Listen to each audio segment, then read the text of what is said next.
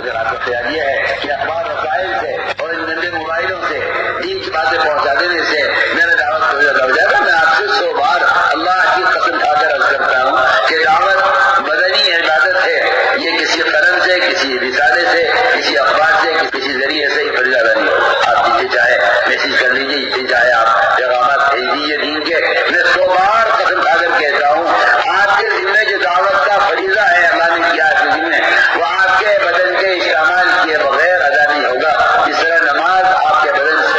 کے استعمال کیے بغیر نماز ادا نہیں ہوگی۔ یہاں تک پہنچ گیا ہے کہ کہا جا رہا ہے کہ تبلیغ اور دعوت صرف زبان سے ہو سکتی ہے، قلم سے نہیں ہو سکتی۔ اگر کوئی دوسروں کو قلم کے ذریعے، تحریر کے ذریعے، کتابوں کے ذریعے، رسائل کے ذریعے، خطوط کے ذریعے اگر دین کی طرف بلاتا ہے، وہ دعوت نہیں ہے، وہ تبلیغ نہیں ہے۔ وہ اس کو اگر کوئی تبلیغ سمجھتا ہے تو غلط ہے۔ یہاں تک بات کہی جا رہی ہے، جس کا مطلب یہ ہے کہ پوری 1400 سال کی تاریخ میں جن لوگوں نے دین کے اوپر محنت کی، دین کی تبلیغ اور اس کے نشر و اشاعت کے لیے کتابیں لکھی،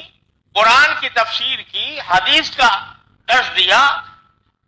فقہ کے احکام لوگوں تک پہنچائے، وہ سب بیکار ہے، وہ دعوت میں داخل ہی نہیں ہے، وہ تبلیغ میں داخل ہی نہیں ہے، وہ سارا کا سارا جو ہے وہ دعوت اور تبلیغ سے باہر ہے۔ اس قسم کی باتیں بھی کہی جانے لگی ہیں، کریں انتباہ۔ اب اگر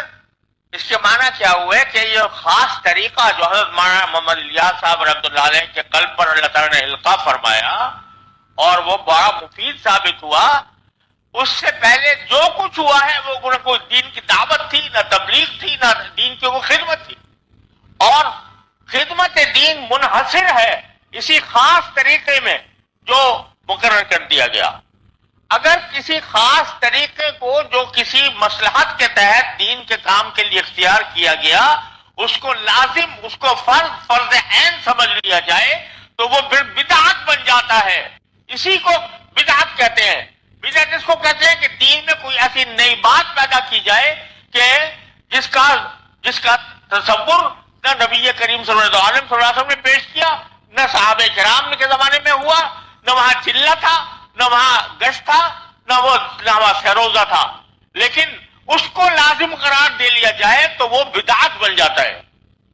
یہ میں آپ سے بہت ہی دکھی دل کے ساتھ یہ بات کہہ رہا ہوں۔